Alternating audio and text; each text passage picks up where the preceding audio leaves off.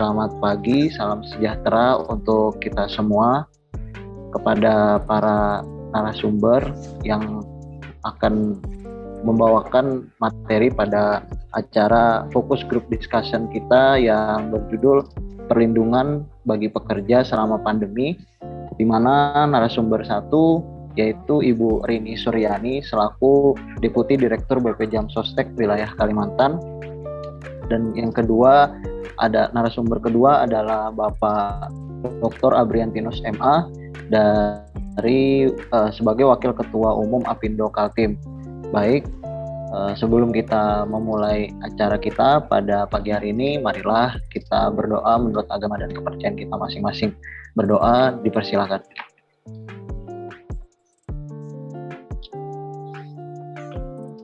Berdoa selesai.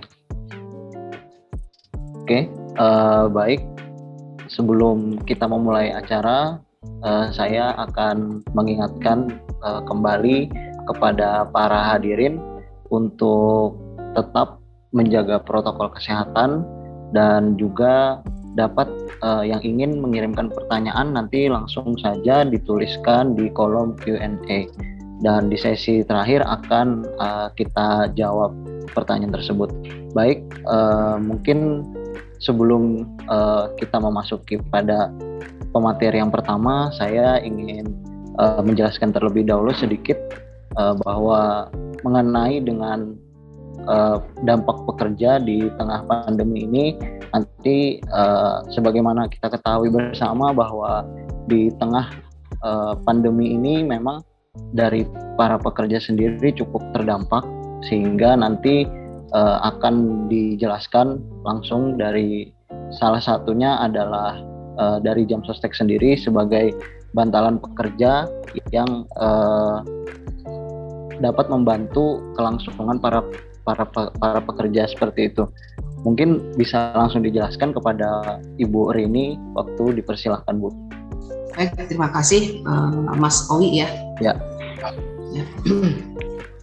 Bismillahirrahmanirrahim. Assalamualaikum warahmatullahi wabarakatuh. Waalaikumsalam warahmatullahi wabarakatuh. Selamat pagi, salam sehat, salam sukses, salam sejahtera, salam semangat tentunya untuk kita semua. Ya. Yang kami hormati Bapak Abriantinus sebagai Wakil Ketua Umum Apindo Kalimantan Timur, Bapak Ibu yang hadir di kegiatan webinar kita pada pagi hari ini yang kami muliakan. Alhamdulillah, puji syukur kita panjatkan kehadirat Allah Subhanahu wa Ta'ala, di mana pada pagi hari ini di ruang ini kami bisa bersama-sama dengan teman-teman semua memberikan informasi ya terkait bagaimana BPJS Ketenagakerjaan dalam suasana pandemi ini yang kita tidak tahu kapan selesainya bisa memberikan pelayanan terbaik kepada masyarakat pekerja yang ada khususnya di Kalimantan ya, khususnya di Pulau Kalimantan. Ya, jadi salam dan salawat juga kepada junjungan yang mulia Nabi besar Muhammad sallallahu alaihi wasallam. Allahumma shalli ala sayyidina Muhammad wa ala Muhammad. Bapak Ibu semua yang kami hormati, mungkin sebelum buka ke paparan, nanti mungkin saya akan jelaskan terkait bagaimana sih di pandemi, kemudian apakah terjadi peningkatan, penurunan, kemudian bagaimana jumlah peserta pada saat pandemi, dan bagaimana kebijakan yang telah dikeluarkan oleh pemerintah dalam membantu pekerja, baik itu pemberi kerja, perusahaan ataupun pekerja itu sendiri untuk meringankan beban daripada pekerja dalam menghadapi masa-masa pandemi, karena kita ketahui bahwa di kondisi pandemi ini banyaknya PHK, kemudian turunnya pertumbuhan ekonomi kita, ya banyaknya usaha industri yang ada baik itu mikro, makro dan lain sebagainya yang mengalami pengurangan pegawai ya, bahkan ada yang tutup. Nah di sini nanti kami akan menjelaskan bagaimana sih keberadaan BPJS Ketenagakerjaan di saat kondisi tersebut. izin nih siapa yang share slide saya. Nah, Mas Owi, Pak Abriantinus ya, izin saya menyampaikan ya. Nah, Baik. yang pertama kenalkan dulu nih diri saya. Saya Rini Suryani sebagai Deputi Direktur Wilayah BPJS Ketenagakerjaan Kalimantan ya. Di mana Kalimantan itu terdiri dari 5 provinsi ya. 5 provinsi, kemudian 47 kabupaten dan 9 kota. Dan operasional kami di Kalimantan, di wilayah Kalimantan ini ada 30 kantor cabang plus kantor wilayah, jadi 31 kantor cabang yang menyebar ya dari Kalimantan Barat, kemudian Kalimantan Tengah, Kalimantan Timur, Kalimantan Selatan sampai ke Kalimantan Utara. Bahkan di daerah-daerah perbatasan pun BPJS Ketenagakerjaan hadir di sana dalam rangka memberikan pelayanan kepada pekerja-pekerja yang ada, kemudian pekerja-pekerja migran ya. Lanjut. Sebagai informasi untuk jumlah penduduk ya yang kami dapat dari data Sakernas tahun 2020. Saat ini jumlah penduduk Kalimantan ini 14.763 sekian dengan angkatan kerja. Angkatan kerja kalau kami di BPJS Ketenagakerjaan ini membagi 3 segmen sebenarnya. Ada angkatan kerja penerima upah, bukan penerima upah, dan jasa konstruksi. Tapi di sini untuk angkatan kerja jasa konstruksi kami gabung dengan penerima upah, dan bukan penerima upah ini adalah pekerja rentan. Nah, dari jumlah penduduk angkatan kerja penerima upah, artinya mereka yang bekerja di perusahaan ini 2,7 juta orang dengan coverage share mereka dari 2,7 orang ini yang sudah menjadi peserta kami di angka 52,21%. Ya, atau 1,4 juta orang ya se-Kalimantan.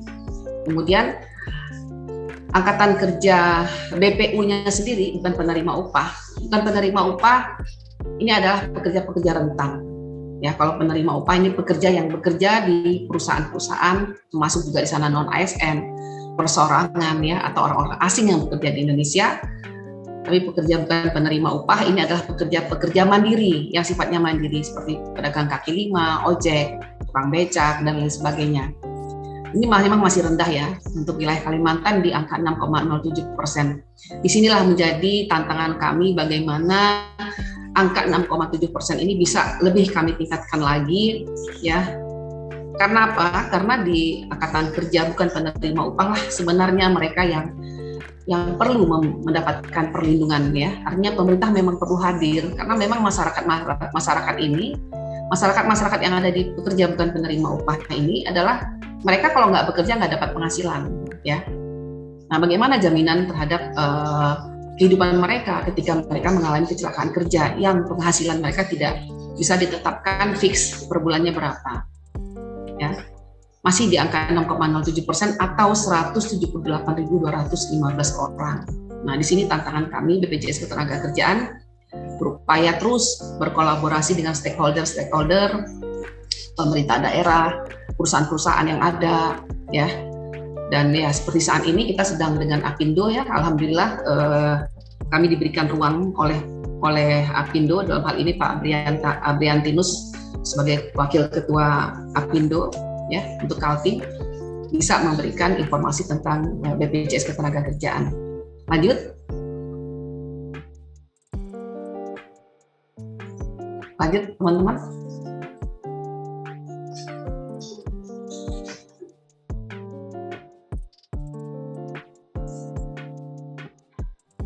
Ya, silakan lanjut. Kemudian ini ya sebelum ini ya teman-teman silakan dilanjut ya slide-nya ya. Pertumbuhan kepesertaan sendiri untuk pertumbuhan kepesertaan BPJS Ketenagakerjaan dari tahun 2018 sampai dengan 2019 ya. Di tahun 2021 sampai tahun 2021 memang mengalami peningkatan. Jadi tahun 2019 ya angka kita di 1,4 juta tenaga kerja aktif formal kita. Di tahun 2020 ketika kita menghadapi masa pandemi ini mengalami peningkatan walaupun tidak signifikan tapi mengalami peningkatan coverage share. Begitu juga di 2021 ini mengalami peningkatan, ya. Jadi ada peningkatan pertumbuhan sebanyak 3,85%. Ya, artinya dalam kondisi pandemi mereka-mereka yang bekerja di perusahaan terus meningkat nih kepesertaan BPJS Ketenagakerjaannya. Kemudian untuk pekerja bukan penerima upah, dari tahun 2018 ya itu di 170.891, kemudian 2019 mengalami penurunan, 2020 naik ya ketika kita menghadapi masa pandemi ini naik. Kemudian di 2021 per Oktober, data ini kami download per 30 Oktober 2021 mengalami kenaikan yang sangat ya boleh dikatakan tinggi ya, tapi tidak terlalu signifikan ya, 189.123. Artinya dalam kondisi pandemi tenaga kerja bukan penerima upah juga mulai mengalami peningkatan untuk kepesertaan BPJS Ketenagakerjaan. Lanjut. Nah, adapun produk hukum yang sudah dikeluarkan. Jadi dalam rangka percepatan kepesertaan perluasan perlindungan BPJS Ketenagakerjaan di wilayah Kalimantan, ya kita dengan pemerintah daerah tentunya harus bersinergi ya, harus bersinergi. Karena BPJS Ketenagakerjaan lahirnya adalah dari Undang-Undang 24 tahun 2011. Kami sebagai Badan Penyelenggara Jaminan Sosial Ketenagakerjaan dalam hal ini melindungi pekerja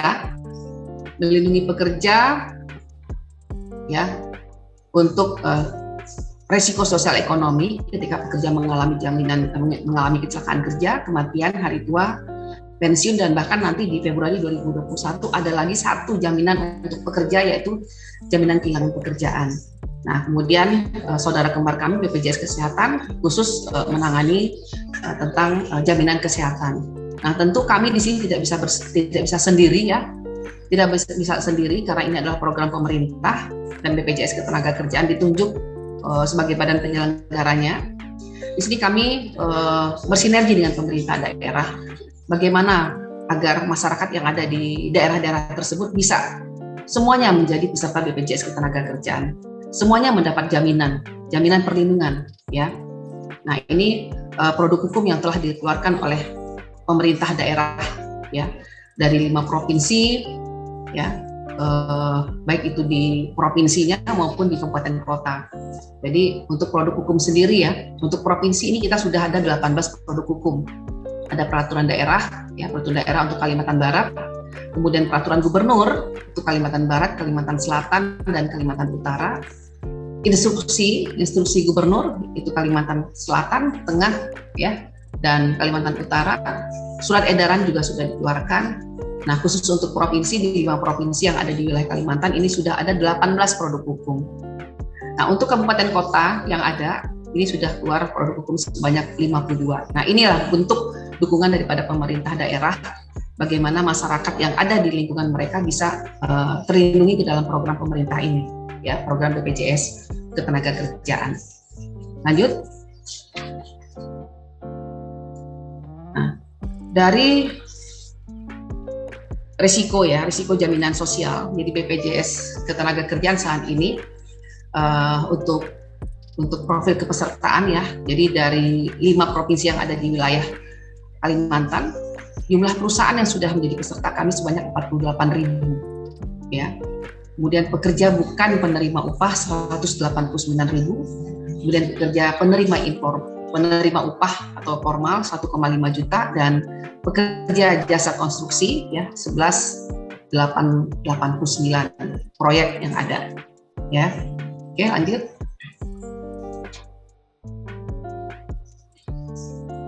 Adapun sektor usaha yang ada di Kalimantan yang banyak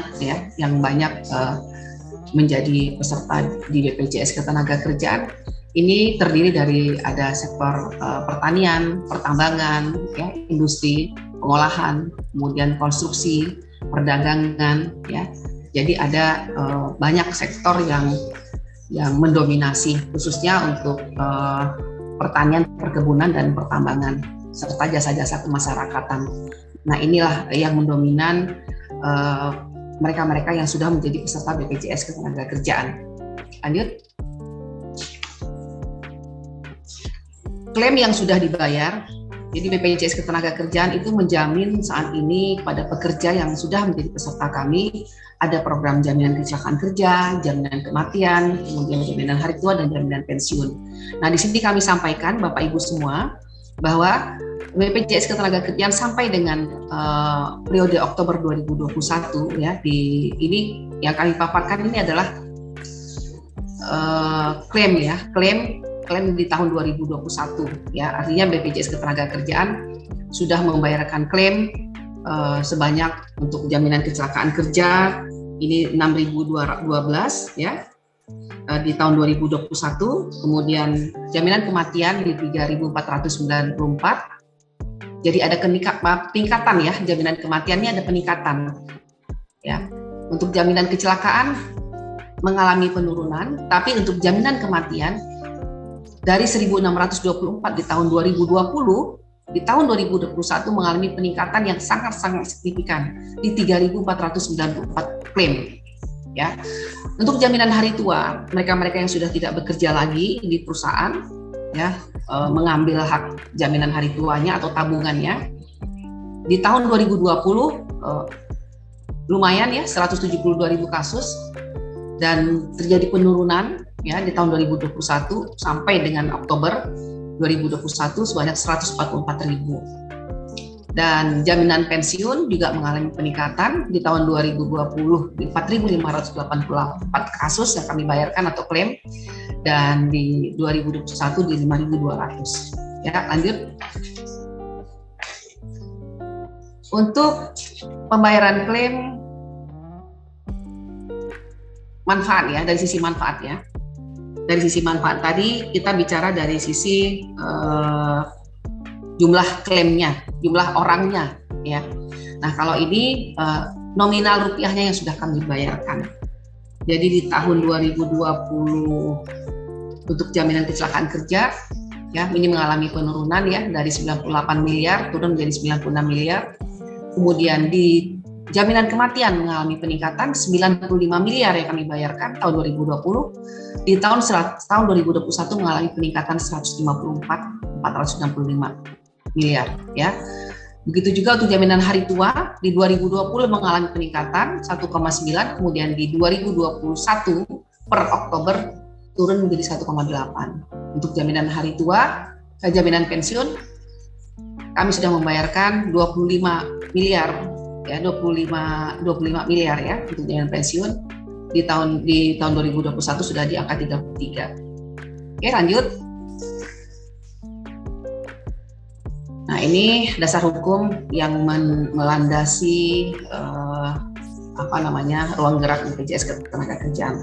Apalagi saat ini BPJS Ketenagakerjaan selain adanya undang-undang dasar hukumnya tentu Undang-Undang 1945, kemudian Sistem Jaminan Sosial Nasional ya, Undang-Undang 40 nomor 24 tentang Sistem Jaminan Sosial Nasional, kemudian Undang-Undang 11 tahun 2020 adanya Undang-Undang tentang Cipta Kerja, dan nomor 24 tahun 2011 ya,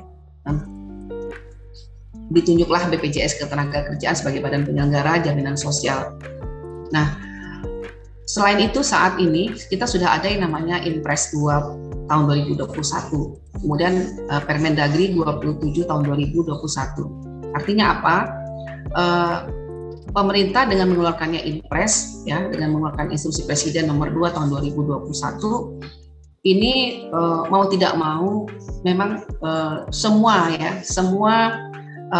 segmen pekerja ya, semua segmen pekerja baik itu pekerja formal, non ASN, RT, RW, perangkat desa dan lain sebagainya itu wajib menjadi peserta BPJS Ketenagakerjaan. Ya, apalagi saat ini BPJS Ketenagakerjaan, nanti mungkin ke depan saya akan menjelaskan tentang manfaatnya.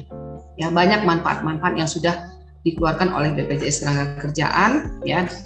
Dalam hal ini peraturan pemerintah nomor 82 tahun 2018 itu ada untuk BPJS Kesehatan, kemudian jaminan kecelakaan kerja keluarnya peraturan pemerintah nomor 44, 45, 46 dan jaminan kehilangan pekerjaan di PP nomor 37 tahun 2021. Ya, ini. Nah, mungkin di sini saya akan menjelaskan tentang apa sih jaminan kecelakaan kerja. Tadi kita di depan sudah menyampaikan bahwa BPJS Ketenagakerjaan ini melindungi peserta ketika mereka mengalami risiko sosial ekonomi. Risiko sosial ekonomi terhadap apa? Terhadap kecelakaan kerja. Ya, kecelakaan kerja yang terjadi ketika si pekerja berangkat kerja, kemudian mereka pekerja sedang melaksanakan pekerjaan dan kembali ke tempat tinggalnya. Nah, ketika terjadi risiko di sana, BPJS Ketenagakerjaan dalam hal ini pemerintah hadir memberikan perlindungan, ya. Jadi manfaat daripada BPJS Ketenagakerjaan khusus jaminan kecelakaan kerja apabila si pekerja mengalami kecelakaan, ada yang namanya biaya transportasi, ya. Ketika mereka mengalami kecelakaan kerja, misalnya di wilayah pulau, ya, misalnya di pulau nih, ya, seperti di Kalimantan ini kan menyebar, ya. Remote area, ya, jadi memang sangat luas, terdiri dari air, laut, ya, darat, ya, tentu perlu transportasi untuk membawa si peserta ketika mereka mengalami kecelakaan kerja ke pusat layanan kecelakaan kerja yang sudah bekerja sama dengan BPJS Ketenagakerjaan ataupun yang belum menjadi sebagai pusat layanan kecelakaan kerja. Di situ ada biaya transportasi, ya. Untuk darat itu BPJS Ketenagakerjaan akan memberikan maksimal, ya, itu 5 juta untuk transportasi. Misalnya perlu ambulan di situ, perlu mobil untuk mengangkat si peserta. Karena wilayahnya luas, jadi kita maksimal di sini di 5 juta. Kemudian laut, ya, karena kita berada di daerah air juga, daerah laut juga, ya, sungai-sungai, ya, yang terkenal di Kalimantan. Nah, ini transportasi laut untuk transportasi kapalnya, transportasi lautnya, airnya ini kita akan memberikan biaya transportasi sebanyak 2 juta. Begitu juga udara. Ketika yang bersangkutan ternyata setelah dibawa dari lokasi kerjanya ke pusat layanan kecelakaan kerja, ternyata memang membutuhkan transportasi udara, di sini akan diakumulasi berapa lautnya, berapa udaranya, berapa daratnya, berapa udaranya. Ini semua di-cover oleh BPJS Ketenagakerjaan untuk tetap. Ini baru satu manfaat transportasi. Kemudian biaya perawatan pengobatan. Biaya perawatan pengobatan saat ini dengan keluarnya PP 82, ya. Biaya perawatan pengobatan itu unlimited, teman-teman, Bapak Ibu semua, sampai yang bersangkutan si peserta itu dinyatakan sembuh oleh dokter. Ya. Kalau si peserta mengalami kecelakaan kerja belum sembuh, dokter belum mengatakan sembuh dan ini perlu perawatan yang panjang, pemerintah hadir di sana memberikan jaminan pengobatan selama yang bersangkutan itu dinyatakan oleh dokter sembuh dan lain sebagainya. Pemerintah hadir dalam memberikan bantuan biaya perawatan pengobatan. Ya, saat ini ada satu kasus kecelakaan kerja, ya, di daerah Riau sana, ya, ada satu kasus kecelakaan kerja di mana biaya perawatan sudah di angka 5 miliar, teman-teman. Dan yang bersangkutan sendiri si peserta sudah dirawat selama 4 tahun. Tetap menjadi tanggung jawab pemerintah di sana. Artinya BPJS Ketenagakerjaan hadir di sana, pemerintah hadir di sana memberikan perlindungan tersebut sampai dinyatakan atau divonis oleh dokter atau ada keikhlasan dari keluarga. Nah, itu baru selesai biaya perawatannya. Ya. Kemudian selama yang bersangkutan dirawat di rumah sakit tidak bekerja, BPJS Ketenagakerjaan tetap memberikan upah. Nah, ini manfaatnya. Jadi ada upah, ada penghasilan yang tetap berjalan. Ya, ibaratnya itu dapurnya tuh tetap ngepul. Asap dapurnya tuh tetap ngepul walaupun si peserta mengalami musibah kecelakaan kerja. 6 bulan pertama ketika yang bersangkutan belum juga sembuh itu diberikan 100% dari gajinya. Ya. Kemudian 6 bulan kedua 100% dari gajinya tetap, kemudian 6 bulan ketiga 50%. Nah, ini, ya. Jadi yang kita tahu ketika si pekerja tidak bekerja dia sudah tidak mendapatkan apa-apa lagi dari perusahaan. Tapi pemerintah hadir di sini tetap memberikan penghasilan, ya. Kemudian kalau terjadi cacat. Nah, berdasarkan ketetapan ILO, ya. Jadi kita ada penetapan cacat, ya. Cacat anatomis, fungsi ya dan cacat total tetap. Jadi ini semuanya sudah ada rumusnya ya teman-teman ya. Nah, ketika yang bersangkutan mengalami kematian akibat kecelakaan kerja yang memang tidak bisa dibantu lagi, meninggal akibat kecelakaan kerja, misalnya ketabrak, ketika yang bersangkutan akan berangkat kerja dan meninggal, berapa yang diterima oleh ahli warisnya? 48 kali gajinya. Kalau penghasilannya sekarang UMK kita sekitar 3 jutaan, berarti 48 kita kalikan 3. Inilah hak untuk ahli waris ketika mereka mengalami kecelakaan kerja. Kemudian mendapat lagi yang namanya santun berkala 12 juta yang dibayarkan lamsam dan biaya pemakaman 10 juta. Ya. Kemudian ada beasiswa untuk anaknya. Nah, ketika kita sebelum berlakunya PP 82 ini belum ada beasiswa ya. Nah, sekarang sudah ada beasiswa untuk anak peserta yang mengalami kecelakaan meninggal dunia. Nah, maksimal 2 orang anak ya. Jadi dari mulai dia di dalam kandungan sampai dia di perguruan tinggi selesai itu kita berikan maksimal 2 orang ya. Berarti per orangnya sekitar berapa itu? 82 juta ya. Nah, ini untuk manfaat jaminan kecelakaan kerja. Kemudian jaminan kematian, lanjut. Izin Ibu Rini, mohon maaf Bu, mengingatkan waktunya tersisa 5 menit lagi. Terima kasih. Ya, baik. Saya mungkin buatnya ya. Nah, ini untuk jaminan kematian. Jaminan kematian berapa yang diterima si peserta kalau misalnya dia meninggal di luar daripada hubungan kerja. Kalau tadi ketika mereka bekerja, ini di luar hubungan kerja, meninggal sakit, atau saat ini nih, ternyata ada peserta, mohon maaf, meninggal karena pandemi. Makanya tadi dari grafik, untuk kasus jaminan kematian ini mengalami peningkatan di tahun 2021, karena memang banyak yang memang secara apa namanya, sukarela atau secara spontan gitu ya, si peserta itu tidak memberikan informasi kepada kami penyebab meninggalnya, tapi kecenderungannya ketika mereka meninggal di tahun 2021 mengalami peningkatan ini bisa saja karena meninggal karena mereka meninggal karena kondisi pandemi ya, makanya tadi ada peningkatan. Berapa hak yang akan diterima? 42 juta teman-teman. Ini jaminan kematian. Kalau di apa namanya, di tempat tinggal kita itu ada yang namanya bantuan. Kalau ada yang meninggal ya, biasanya itu paling 2 juta, 1 juta. Tapi ketika mereka ikut BPJS Ketenagakerjaan, 42 juta akan diterima oleh ahli warisnya. Ya. Dan manfaat beasiswa juga untuk anaknya juga akan diterima. Oke, lanjut.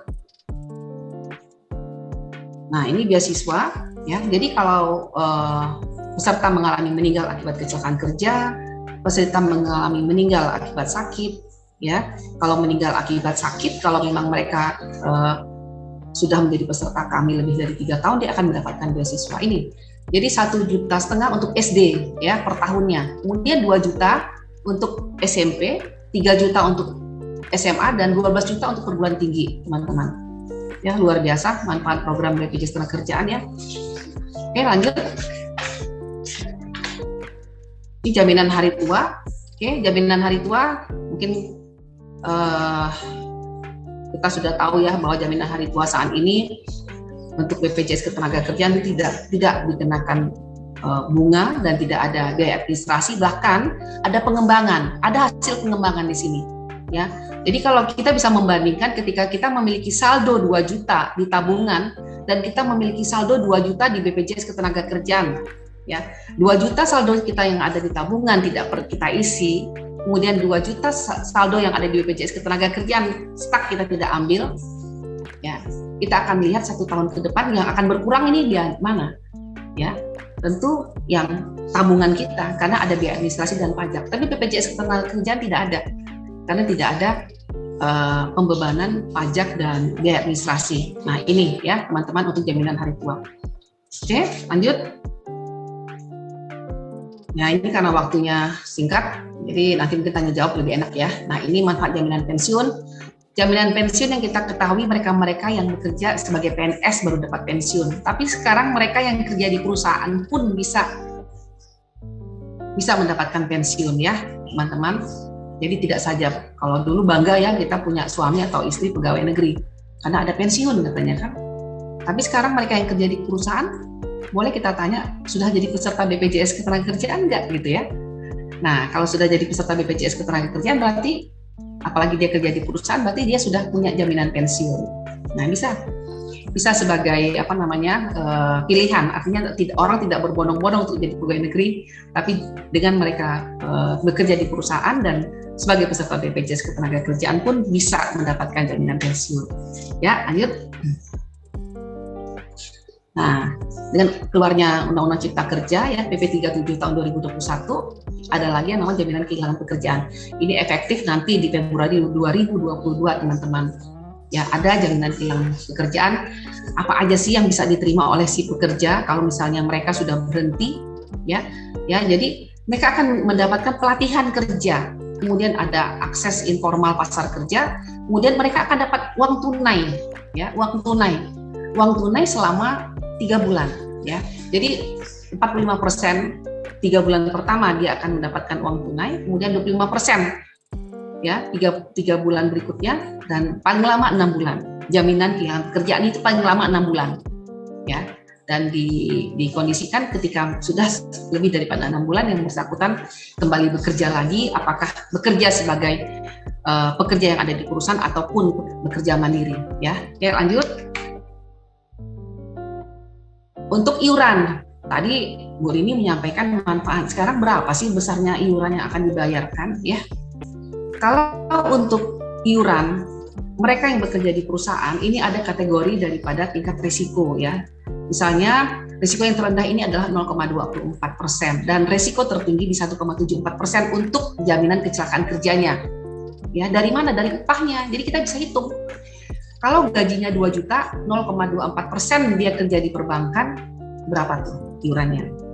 Kemudian kalau misalnya dia bekerja di sektor pertambangan, ya, di 1,74%, dikalikan upahnya, berapa iuran yang akan dibayarkan?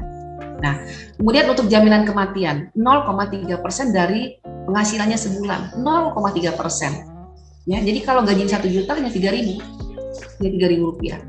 Jaminan hari tua di sini dua sumbernya. Pertama dari si pemberi kerja 3,7% dan peserta sendiri 2% dari penghasilannya. Namun hak yang akan diterima oleh peserta di 5,7% plus pengembangannya. Ya. Kemudian jaminan pensiun 3% ya, dengan pembagian 2% dari si pemberi kerja, 1% dari pekerja itu sendiri. Untuk kehilangan pekerjaan, apakah si perusahaan membayar lagi iuran? Tidak. Perusahaan tidak membayar lagi iuran karena ada subsidi dari pemerintah. Makanya di sini kami mengharapkan si perusahaan juga dengan terbuka menyampaikan aset omsetnya, ya, agar tidak meleset nanti ketika anggaran yang diberikan oleh pemerintah untuk memberikan jaminan kepada pekerjanya untuk program jaminan kehilangan pekerjaan. Oke, lanjut. Untuk iuran bukan penerima upah, ya. Tadi kita bicara penerima upah, mereka yang bekerja di perusahaan. Kemudian yang bukan penerima upah, ini mereka pekerja yang mandiri sifatnya, yang rentan. Misalnya tukang ojek, dagang kaki lima. Nah, dimulai dari 16.800 teman-teman, karena dasar upahnya 1 juta. Jadi jaminan kecelakaan kerja dihitung 1% dari 1 juta, kemudian jaminan hari tuanya 2% dari 1 juta, dan jaminan kematiannya ini tetap di angka 6.800. Nah, kalau 6.800 dengan manfaat yang akan diterima sebesar 42 juta, kita hitung berapa tahun bisa ngumpul itu, ya. Katanya sampai 208 tahun bisa terkumpul 6.800 setiap bulan untuk angka 42 juta. Ya, jadi sangat disayangkan kalau seandainya pekerja itu belum menjadi peserta BPJS Ketenagakerjaan, karena manfaatnya khususnya untuk jaminan kematian ini sangat luar biasa dengan iuran yang 6.800. Ya, jadi untuk besar iuran bukan penerima upah ini sudah ada ketentuannya dari peraturan pemerintah dan Undang-Undang 24 bahwa dasar upah yang terendah itu diambil dasar upah 1 juta. Karena sampai saat ini masyarakat kita masih ada, ya, masih ada penghasilannya 1 juta, ya. Nah, ini dasar upah, jadi tabelnya ada.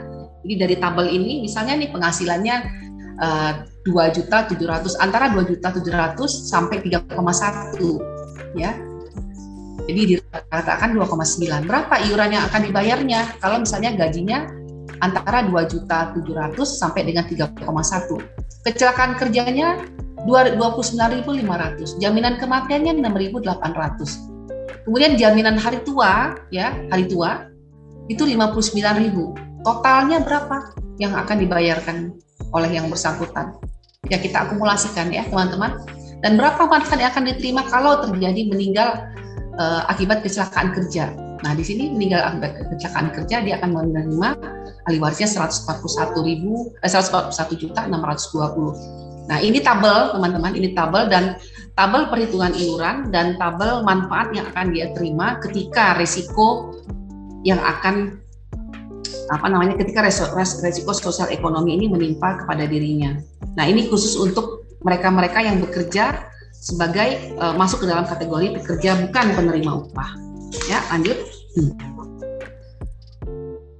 Nah, ini peraturan pemerintah nomor 82 yang memang baru keluar ya tahun 2019 kemarin ya. Jadi banyak manfaat-manfaat BPJS Ketenagakerjaan seperti yang saya sampaikan tadi di atas ya.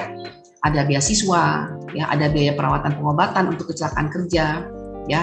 Untuk santunan tidak mampu bekerjanya juga ada, biaya pemakaman juga ada. Nanti kita bisa share ya materi ini. Kemudian untuk jaminan kematian, nah ini manfaatnya ya sudah ada di PP 82 tahun 2019. Ya, lanjut. Nah, untuk kondisi pandemi apa yang sudah dikeluarkan oleh pemerintah dalam membantu pengusaha ya? Adanya relaksasi iuran teman-teman. Ini terjadi di tahun 2020 dan Januari 2021. Ya, jadi hanya 6 bulan kemarin ada relaksasi iuran ya karena perusahaan juga mengalami kesulitan finansial. Jadi ada pembayaran iuran yang tidak seperti biasanya ya.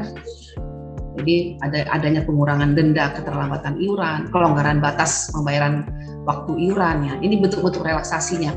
Jadi tujuan relaksasi iuran ini ya ketika masa pandemi untuk memberikan perlindungan bagi peserta, memberikan perlindungan keberlangsungan usaha, kemudian untuk kesinambungan penyelenggaraan program jaminan sosial ketenagakerjaan selama bencana penyebaran COVID-19.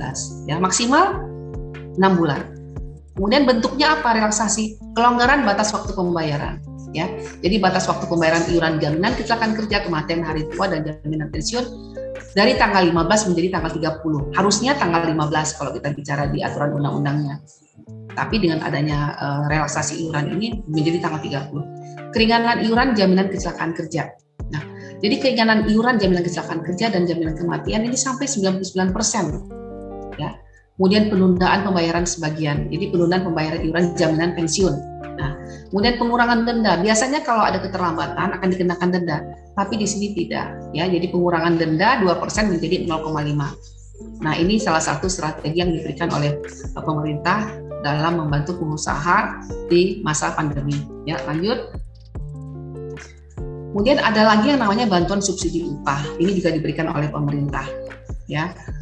Jadi untuk di Kalimantan saat ini yang sudah ditransfer sebanyak 35.217 orang ya.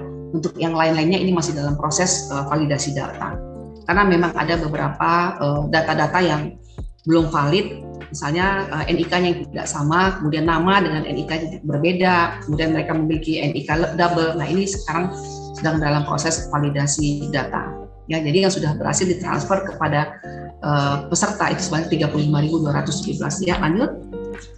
Nah, bagaimana pelayanan BPJS Ketenagakerjaan ketika kondisi pandemi? Nah, jadi ketika kondisi pandemi kita ada yang namanya layanan lapak asik, layanan tanpa kontak fisik, karena memang kita social distancing ya. Jadi layanan lapak asik ini, misalnya layanan lapak asik online, layanan klaim jaminan hari tua berbasis web, ya dilakukan secara online, yang dapat dilakukan dimanapun tanpa peserta perlu datang ke kantor kami. Ya, kemudian lapak asik onsite, layanan klaim jaminan hari tua dengan memanfaatkan smartphone ataupun gadget yang dilakukan oleh peserta secara langsung di kantor cabang. Ya, tapi karena sekarang sudah turun ini PPKM-nya, jadi kami juga melayani yang namanya peserta yang datang langsung ke kantor-kantor kita. Oke, lanjut. Ya, mungkin itu teman-teman dari kami BPJS Ketenagakerjaan. Mungkin akan lebih tajam nanti ketika kita tanya jawab ya. Silakan teman-teman kalau ada yang ingin bertanya, nanti kita dibuka sesi oleh Mas Owi ya. Demikian paparan dari kami. Sekali lagi terima kasih. Mohon maaf wabillahi taufiq wal hidayah. Wassalamualaikum warahmatullahi wabarakatuh. Waalaikumsalam warahmatullahi wabarakatuh. Terima kasih banyak atas pemaparan yang sudah diberikan dari Ibu Rini, sangat jelas dan detail sekali Bu ya, mulai dari perhitungannya secara rinci seperti itu, dan juga ternyata memang BPJS Ketenagakerjaan ini bukan hanya mengcover kepada pekerja sendiri, tapi juga hingga ke keluarga pekerja itu sendiri Bu ya. Dan bahkan juga tadi disebutkan terkait dengan jaminan pensiun, tidak usah ragu lagi untuk dibandingkan dengan PNS Bu ya, seperti itu. Jadi sekarang para pekerja di perusahaan juga bisa mendapatkan jaminan pensiun asalkan dengan syarat sebagai peserta BPJS Ketenagakerjaan seperti itu. Oke, baik. Langsung saja mungkin kita akan melanjutkan ke pemateri selanjutnya. Kepada Pak Abri, apakah sudah siap Pak? Ya, Mas Wali. Ya. Oke. Baik. Sudah siap Pak? Kita lanjutkan ke dari pemateri Wakil Ketua Apindo Kaltim. Baik, waktu dipersilakan. Ya, baik. Terima kasih, Mas Wali ya. Bisa Pak, ya. Ya, Assalamualaikum warahmatullahi wabarakatuh. Waalaikumsalam. Selamat siang, salam sejahtera bagi kita semua. Ya, terima kasih juga Bu Rini kesempatan bisa memaparkan, karena kami bersyukur juga bahwa selama ini kerjasama dengan BPJS Ketenagakerjaan ini cukup intens ya. Kami di Kalimantan, bahkan juga saya kebetulan juga selain di Apindo sebagai Ketua Umum Badan Pengurus Daerah Asosiasi Badan Usaha Jasa Pengamanan Indonesia untuk Kalimantan Timur, juga cukup lumayan intens ya kerjasama dengan BPJS Ketenagakerjaan ya. Jadi kesempatan ini terima kasih, tadi ada pemaparan sudah dari Ibu Rini, sudah cukup jelas ya tentang ketenagakerjaan. Nah, saya ingin memaparkan secara singkat dulu ini dari perspektif kami, dari perspektif dari pengusaha, terutama Apindo, itu berkaitan dengan kondisi ya selama pandemi COVID-19 ini, dari kalau tidak salah dari bulan Maret tahun 2020 ya. Bayangkan bulan Maret 2020 ini sudah berapa tahun? Hampir 2 tahun ini berarti ya. Iya. Iya, hampir 2 tahun ya pandemi ini. Nah, saya mungkin memang perlu sampaikan iklim memang dunia usaha, terutama untuk bicara Kalimantan Timur ya.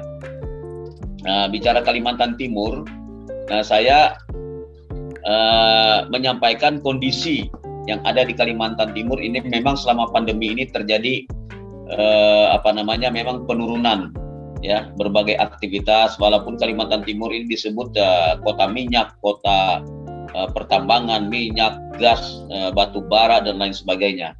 Tapi terus terang selama pandemi memang sangat besar pengaruhnya atau efeknya gitu. Nah, bukan hanya kepada pengusaha tetapi juga bagi para pekerja yang ada. Jadi ada beberapa juga yang harus mem-PHK, ada banyak juga perusahaan yang ya orang bilang itu hidup segan mati tak mau gitu perusahaannya. Ini kondisi yang terjadi. Nah, ini kemudian juga berimplikasi terhadap para pekerja. Nah, pengangguran sekarang di Kalimantan Timur ini kurang lebih 27.000 kalau nggak salah terakhir. Jadi cukup lumayan banyak ya pengangguran. Nah, dalam apa yang kita bahas pada siang hari ini itu berkaitan bagaimana dengan solusi bagi para pekerja. Memang yang terdampak besar nih selain pengusaha juga di sini, ini pekerja, selain pengusaha ini juga adalah pekerja ya. Pekerja yang terdampak yang pertama ya banyak kehilangan pekerjaan. Kemudian yang kedua juga gaji mereka pun misalnya gini, apa namanya, yang biasanya 100% terima ini bisa berkurang, malahan ya upah mereka ini ya jadi tidak stabil gitu karena kondisi perusahaan juga gitu. Nah, tapi kita bersyukur juga dalam koordinasi dengan BPJS Ketenagakerjaan maupun kesehatan juga. Nah, kami melihat bahwa memang ada upaya dari pemerintah selama ini ya berdampak cukup baik juga bagi pengusaha maupun pekerja. Nah, saya ingin memaparkan secara singkat saja ini, mohon di ini slide-nya. Nah, sekilas ya tentang Apindo. Jadi Apindo nggak hanya memikirkan masalah pengusaha saja, tapi juga kami memikirkan bagaimana kepentingan tenaga kerja, kepentingan buruh. Nah, saya bersyukur selama kurang lebih hampir 10 tahun sudah, 2 periode ini, saya sebagai wakil ketua umum bidang hubungan industrial ketenagakerjaan di Apindo, kemudian juga sebagai wakil ketua umum Kadin Provinsi Kalimantan Timur di bidang pemberdayaan tenaga kerja. Nah, jadi dua ini yang sangat yang sangat vital menurut saya.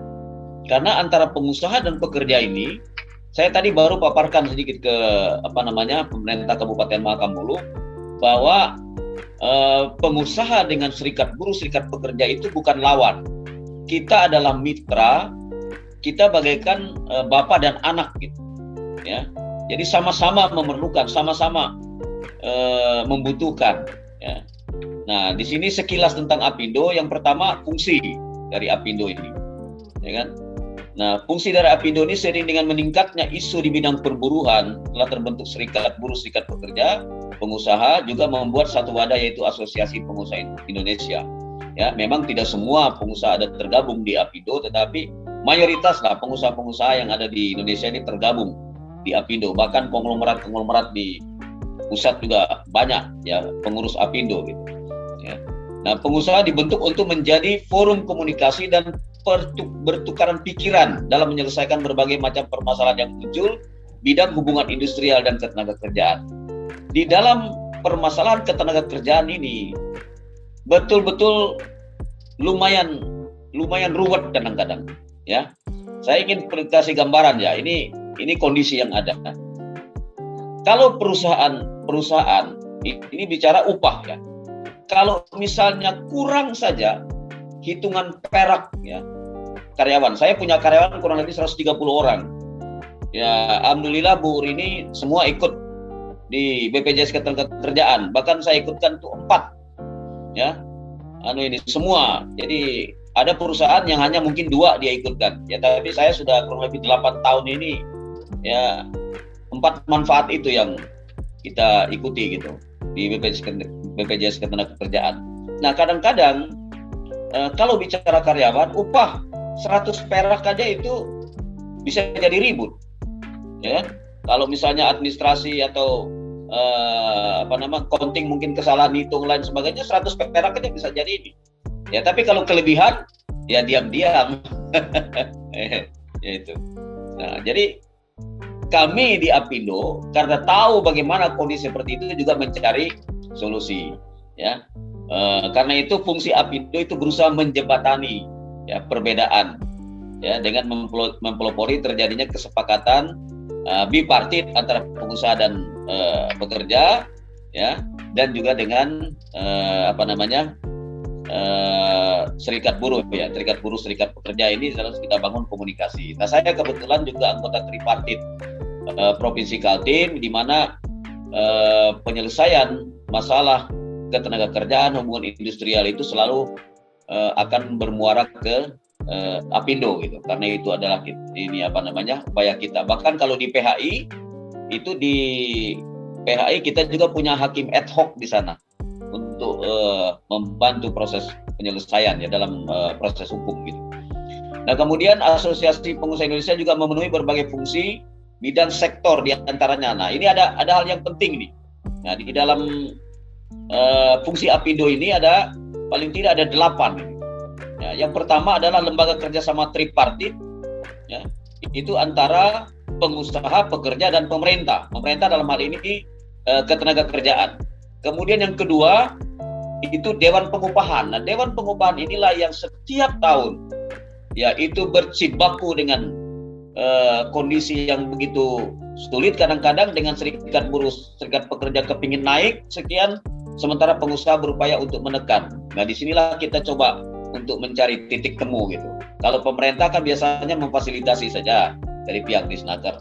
Nah, setelah sudah ada kesepakatan ya dari lembaga kerjasama tripartit, kemudian sampaikan ke Dewan Pengupahan, lalu Dewan Pengupahan nanti akan sampaikan kepada gubernur, ya kan, baru nanti akan ditetapkan upah. Nah, ini kalau tidak klop ini masalah upah, maka ini akan persoalan besar ya untuk provinsi atau di seluruh Indonesia lah. Nah, kemudian yang keempat ada forum jejaring pemagangan Provinsi Kalimantan Timur. Nah, kami selalu membangun komunikasi dengan perusahaan-perusahaan anggota Apindo khususnya supaya ada kesempatan peluang ya, terutama para pekerja misalnya yang terdampak pandemi ini ya. Kita bisa mengupayakan mereka untuk bisa mengikuti pemagangan di perusahaan-perusahaan ya, atau ya terus mencari juga peluang-peluang mereka berkesempatan untuk bisa bekerja kembali. Jadi saya pikir selama 2 periode ini kita cukup banyak lah membantu. Jadi tidak hanya memikirkan pengusaha, kalau pengusaha mungkin identiknya dengan profit dan lain sebagainya, tapi karena kita Apindo ini adalah organisasi yang mewadahi untuk fungsi daripada Apindo ini sendiri terhadap kepentingan pengusaha maupun pekerja, maka ya secara otomatis gitu. Nah, kemudian yang berikut sebagai ketua lembaga akreditasi, lembaga pelatihan kerja. Nah, kebetulan saya sudah masuk 2 periode ini sebagai ketua umum Komite Akreditasi Lembaga Pelatihan Kerja. Nah, kalau di di pusat itu namanya Lembaga Akreditasi LPK atau Lembaga Akreditasi Lembaga Pelatihan Kerja. Kalau tingkat provinsi itu komite. Nah, kami selama ini terus bagaimana membangun komunikasi dan melaksanakan tugas dan fungsi ya, perwakilan Apindo yang menjadi ketua komite akreditasi ini mengakreditasi ya. Kita bertugas untuk melakukan visitasi, melakukan proses akreditasi terhadap lembaga pelatihan kerja sesuai dengan standar yang sudah ditetapkan dari lembaga ya, dari tingkat pusat ya, mengikuti. Kemarin kami kebetulan baru kemarin saya dari Samarinda itu ada di Disnaker ada kurang lebih 15 perusahaan lembaga pelatihan kerja ini, 15 LPK yang sedang dalam proses akreditasi. Tujuannya adalah supaya mereka nanti yang dilatih ya di LPK ini, mereka juga memiliki standar kompetensi gitu yang sesuai dengan apa yang dibutuhkan oleh perusahaan-perusahaan. Nah, inilah bagian dari apa yang dilakukan Apindo terhadap para pekerja, bahkan pencari kerja dan bahkan yang terkena PHK. Nah, kami juga bangun komunikasi dengan BPJS bagaimana ya pernah ada bantuan juga dari BPJS terhadap mereka-mereka yang akan mengikuti pelatihan dan lain sebagainya. Nah, ini ruang yang kita buka gitu. Nah, kemudian yang keenam tadi sudah saya sampaikan itu ada hakim ad hoc ya, hubungan industrial itu dari unsur Apindo. Yang ketujuh penciptaan lapangan kerja ya. Nah, ini terus kita diupayakan kerjasama dengan institusi dalam dan luar negeri. Nah, ini setiap tahun Apindo itu bekerja sama dengan NUS, National University of Singapore. Itu setiap tahun mengadakan survei daya saing. Jadi Apindo berperan juga di situ. Bahkan kita sudah pernah 2 kali diundang di NUS di Singapura ya, dalam acara di sana. Nah, ini upaya kita untuk membangun komunikasi sehingga terciptanya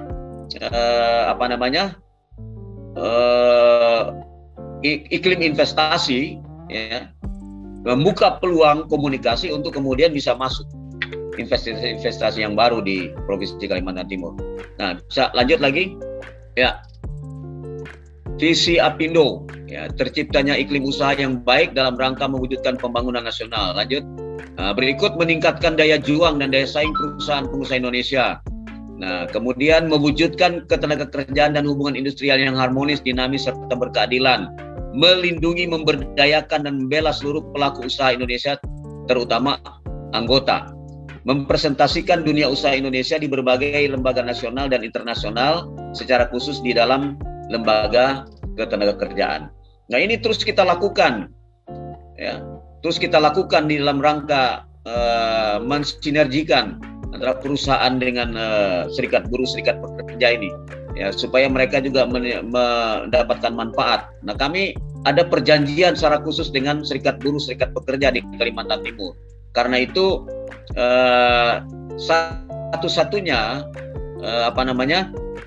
satu-satunya DPP atau Dewan Pengurus Provinsi Apindo itu di Kalimantan Timur yang ada perjanjian kerjasama dengan serikat buruh, serikat pekerja, itu komitmen bersama, ya, untuk menjaga iklim yang kondusif di Kalimantan Timur. Nah, ini terus kita lakukan. Nah, kemudian dengan ILO juga selalu ada hubungan yang cukup ini, ya, untuk membangun komunikasi. Ya, lanjut lagi.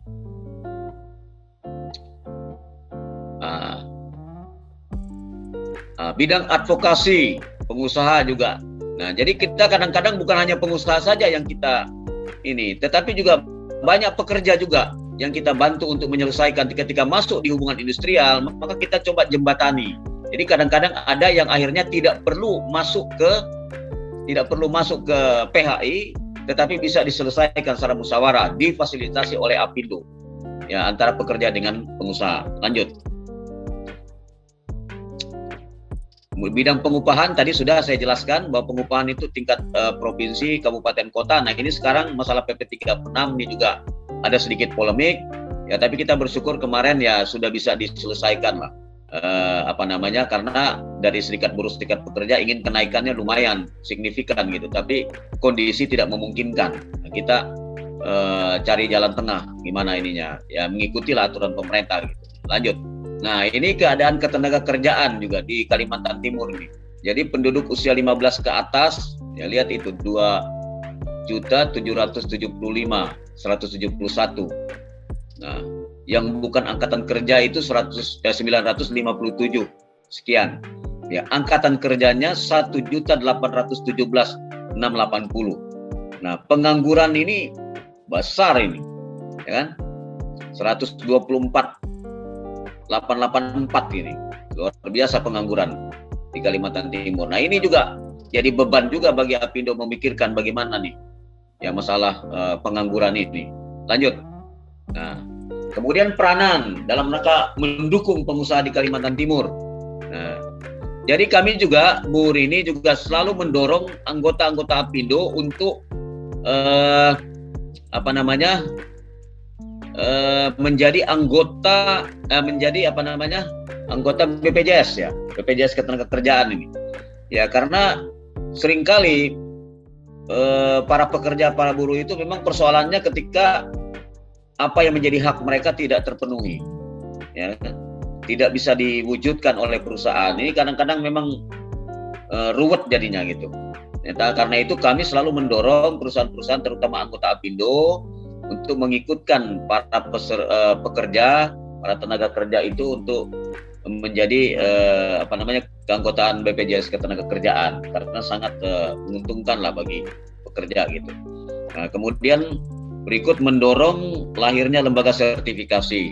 Nah, kami juga sudah mempersiapkan lembaga sertifikasi profesi, memang perlu proses, ya, sementara berjalan.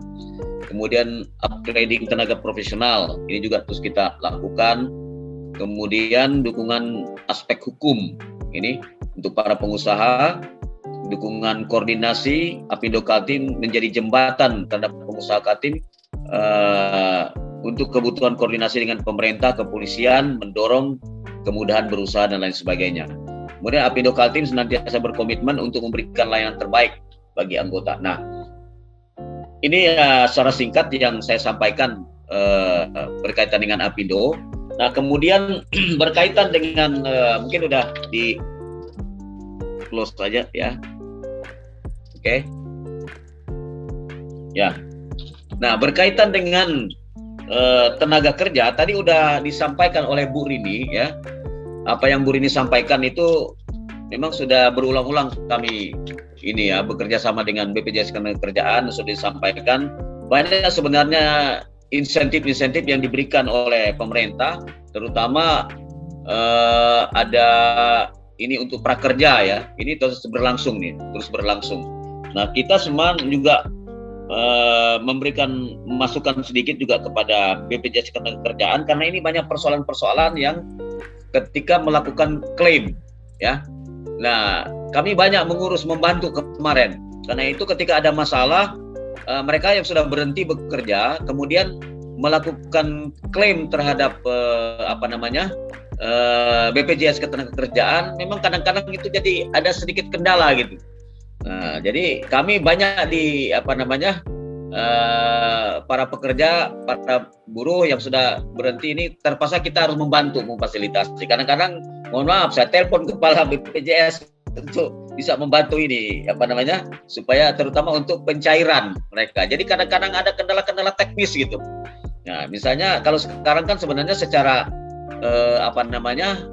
digitalisasi kan udah ini kayak kartu KTP kemudian terkonek dengan semua ini kan sebenarnya gampang untuk bisa memproses itu. Cuman kadang-kadang banyak mereka yang protes loh kenapa mesti harus ya, misalnya kartu keluarga juga harus ditunjukkan, kemudian KTP-nya harus ini lagi gitu. Kadang-kadang ini yang agak sedikit rumit gitu bagi mereka gitu.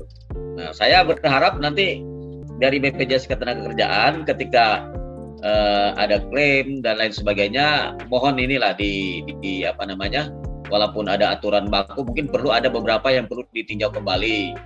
Misalnya kakak kan sudah ada jelas kakaknya di situ di dalam sistem elektronik kan udah ada. Tapi diminta kadang harus ditunjukkan ini dengan foto kakaknya gitu kan. Nah, sementara kakaknya ini ada yang masih di luar daerah itu kakaknya, jadi nggak bisa, terhambat.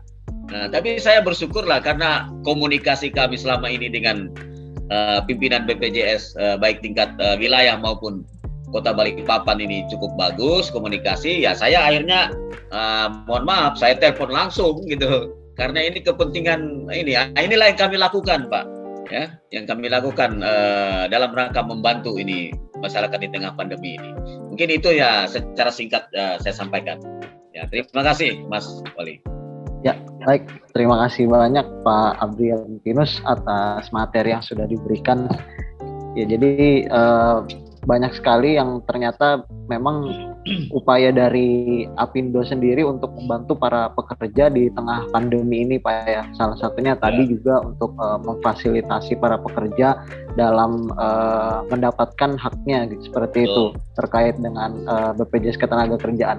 Nah, baik, mungkin sebelum kita masuk ke sesi tanya jawab, saya kembali mengingatkan kepada para hadirin sekalian yang ingin bertanya kepada para narasumber, langsung saja menuliskan pertanyaannya di kolom Q&A. Tapi sebelum itu Bu, saya ingin bertanya terlebih dahulu kepada Ibu Rini. Mungkin juga tadi menyambung dari apa yang disampaikan oleh Pak Abri tadi. Jadi untuk manfaatnya sendiri kan sangat-sangat banyak sekali nih dari BPJS Ketenagakerjaan yang didapatkan oleh pekerja. Nah, tapi mungkin Ibu bisa menjelaskan sekali lagi Bu terkait dengan ini kemudahan seperti itu Bu, akses untuk mendapatkan manfaat-manfaat tadi. Terlepas dari yang sudah Ibu sampaikan mengenai lapak onsite dan lapak online tadi Bu ya. Nah, mungkin bisa lebih dielaborasikan lagi Bu. Terima kasih. Baik, terima kasih Pak Abriantinus, mantap nih. Ya, harus ngopi bareng ini Pak. Biar kita sisir nanti mana yang bermasalah ini kan.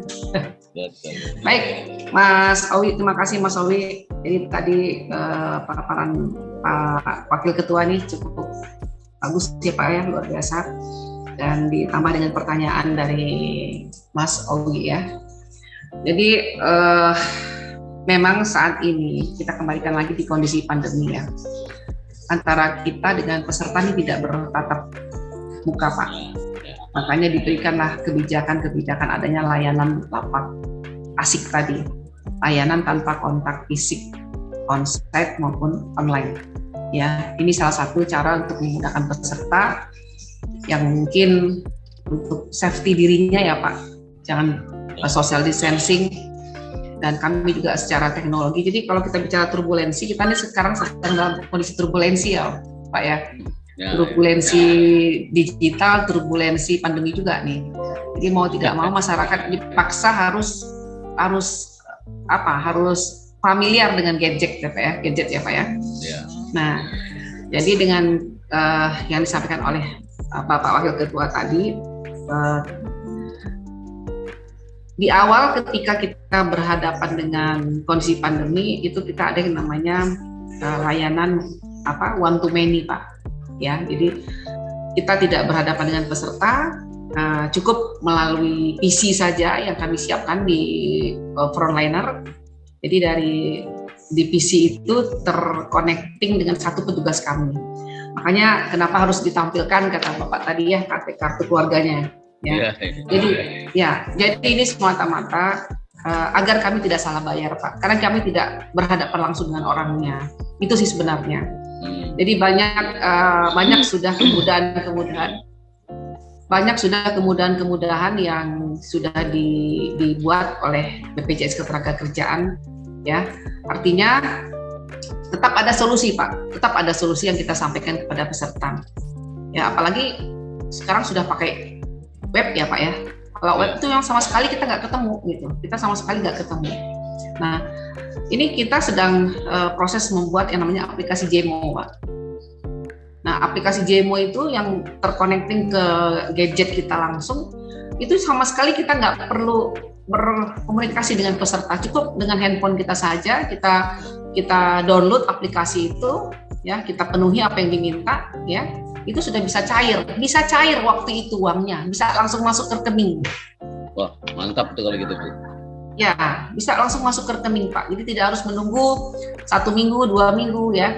Nah, ketika datanya sudah valid, ketika datanya sudah sesuai dengan yang ada di sistem kami, ya karena kan kita sudah serba online nih Pak.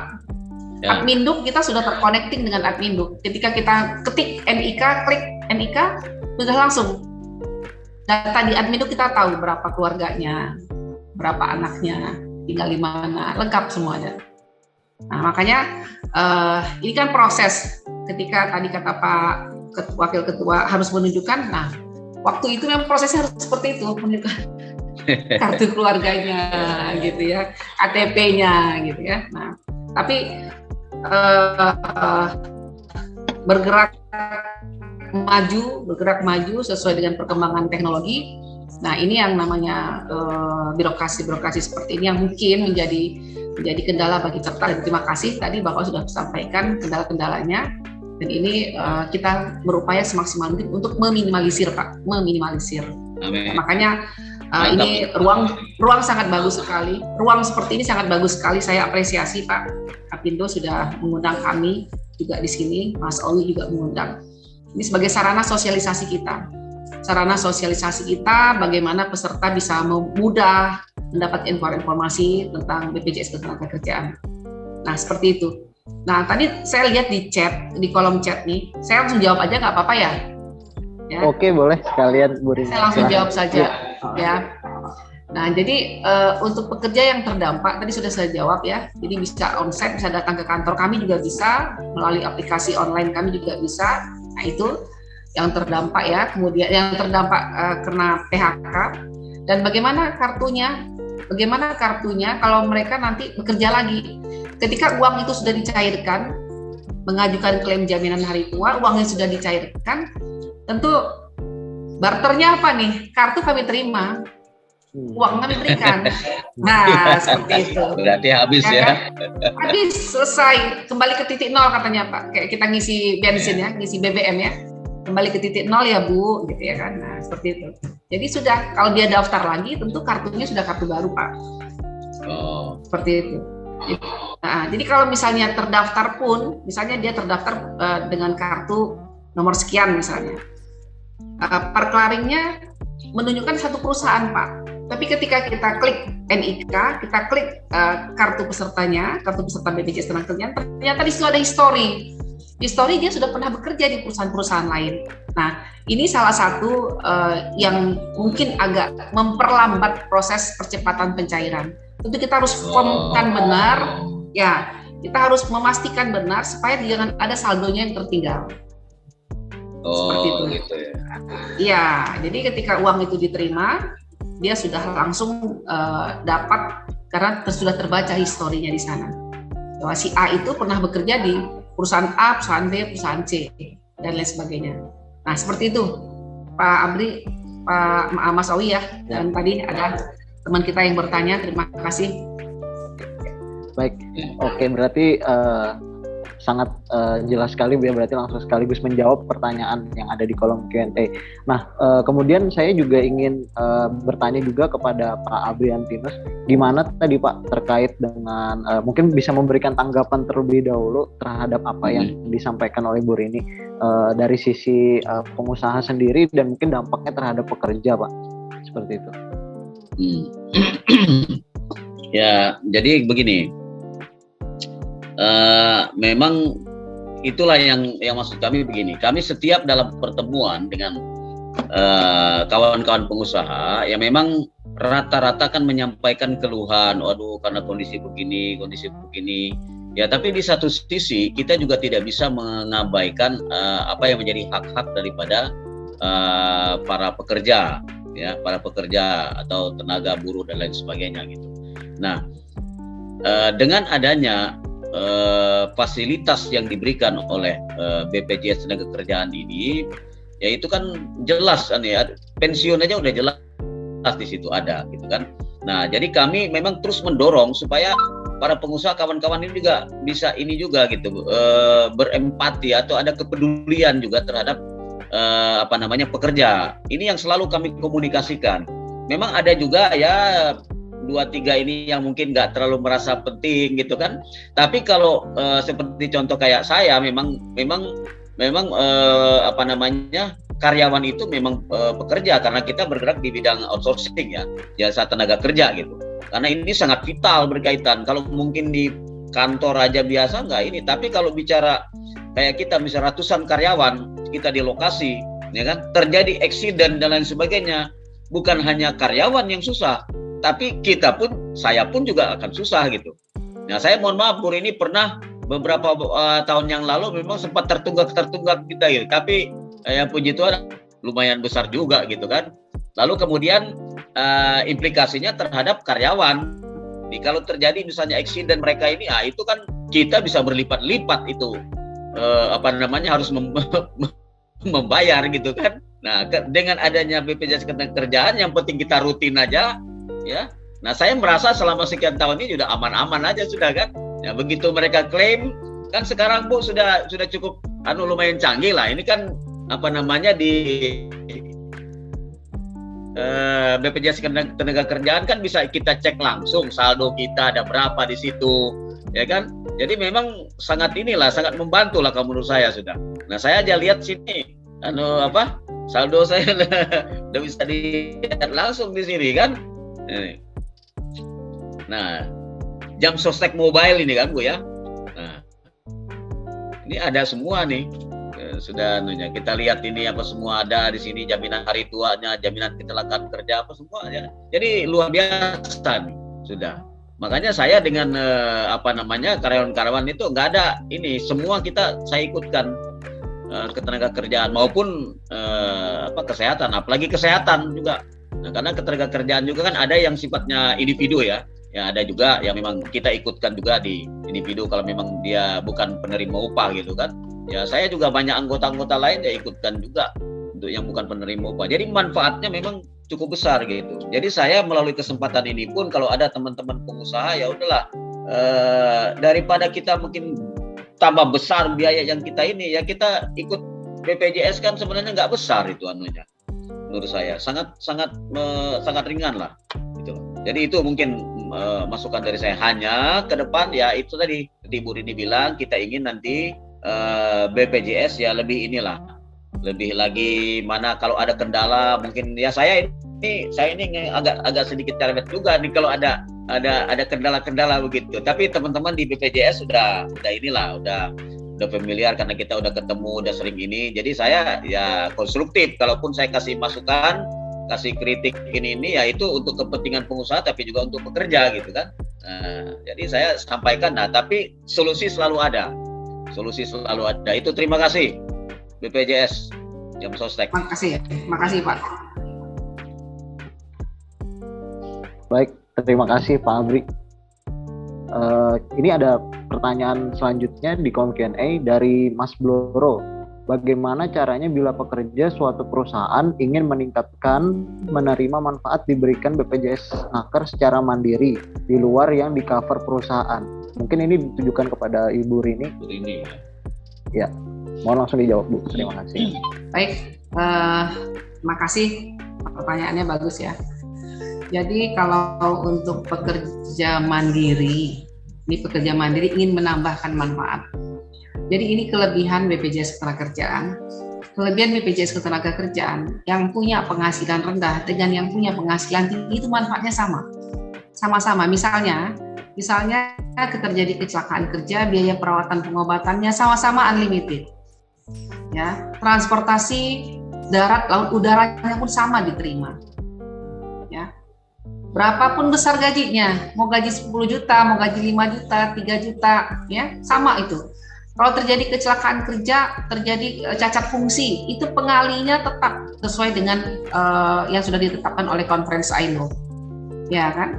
Nah, yang membedakan itu ketika dia mengambil jaminan hari tua. Jaminan hari tua itu ada tabungan di sana. Nah, kalau untuk pekerja mandiri, bagaimana Bu? Kalau kami ingin meningkatkan nih manfaatnya, tentu dari sisi penghasilan atau iurannya itu yang akan kita tingkatkan. Tadi saya sampaikan untuk pekerja mandiri bukan penerima upah. Kerja bukan penerima upah, ini isunya memang sudah isu nasional. Kita masih di angka 6%, Pak Abri. 6% coverage share kita dibandingkan penerima upah. Seperti Pak Abri, beliau punya perusahaan. Tentu segmennya adalah segmen pekerja penerima upah. Yang jelas ada badan usahanya, itu penerima upah. Kalau itu secara regulasi udah firm, Pak. Jadi masyarakat pekerja atau pengusaha sudah tahu nih, kalau misalnya tidak mendaftar tuh sanksinya apa. Ya kan? Nah, tapi kalau yang bukan penerima upah ini yang perlu kerjasama kita, Pak. Kerjasama semua pihak. Pertama mungkin dari tingkat pendidikan yang memang boleh dikatakan mereka pendidikannya pendidikan rendah ya Pak. Tapi mereka adalah pekerja keras, ya mereka adalah pekerja keras, misalnya petani, nelayan, buru-buru angkot, ya kan, buru-buru di pelabuhan. Nah ini coba kalau terjadi resiko kan kasihan ya Pak. Tentu akan menumbuhkan kantong-kantong kemiskinan baru yang ada di daerah tersebut. Betul. Nah, ini yang harus dipangkas. Ini yang harus kita berikan pemahaman kepada kepala daerah, pemerintah daerah. Bagaimana ini supaya masyarakatnya sejahtera? Yuk, kita ada namanya program Gerakan Nasional Peduli Pekerja Rentan, Pak. Nah, jadi di situ silakan siapa yang ingin membantu masyarakat pekerja rentan yang ada di sana bisa mulai dari iuran yang terkecil 16.800 itu asumsi gajinya 1 juta. Manfaatnya apa yang dia terima sama dengan kalau misalnya yang menjadi peserta penerima upah sektor formal. Sama-sama kalau misalnya meninggal dunia itu dapat santunan untuk ahli waris 42 juta. Nah, kalau terjadi kecelakaan kerja sama-sama biaya perawatan pengobatannya tanpa limit. Nah, ayo kita bantu. Kita di forum ini juga saya mengajak ya pengusaha-pengusaha juga Pak. Ya kita semua, karena kami di BPJS Ketenagakerjaan pun kami punya tanggung jawab sosial kepada masyarakat pekerja rentan. Jadi sebagian dari penghasilan kami sisihkan untuk membantu masyarakat-masyarakat yang memang di mata kami mereka tidak mampu untuk membayar iuran menjamin diri dia. Minimal 16.800 dikalikan 3 bulan 50.400 Pak. Anggap aja sedekah Pak. Betul. Ya kan? Dan ini programnya dunia akhirat Pak. kita didoakan. Amin. Ketika apalagi kita tidak meminta, apalagi ketika mereka mengalami eksiden.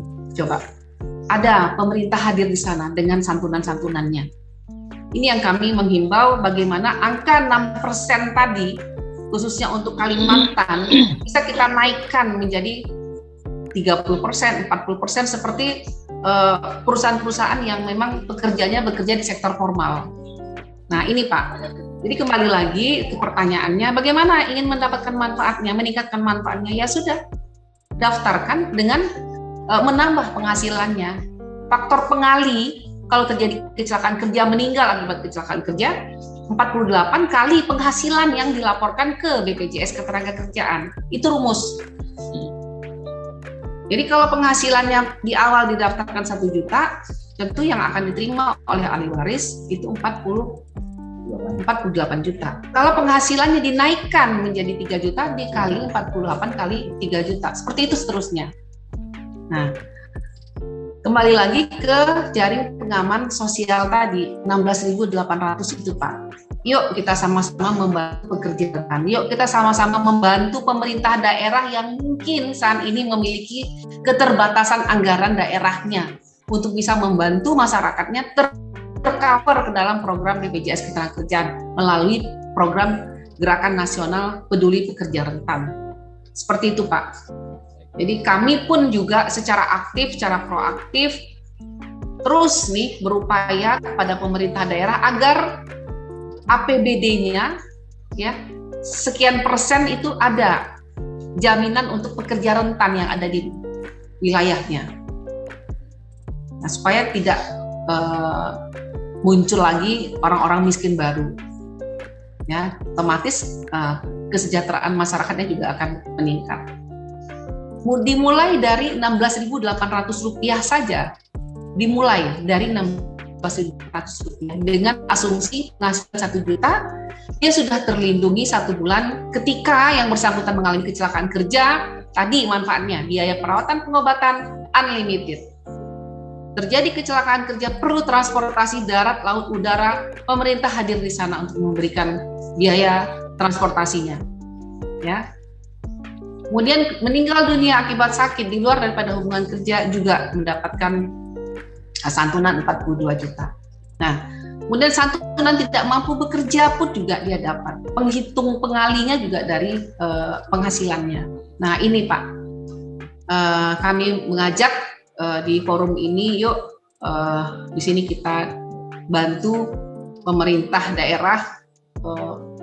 Bukan pemerintah daerah tidak memikirkan pekerja rentannya, mereka memikirkan, tapi pasti ada keterbatasannya.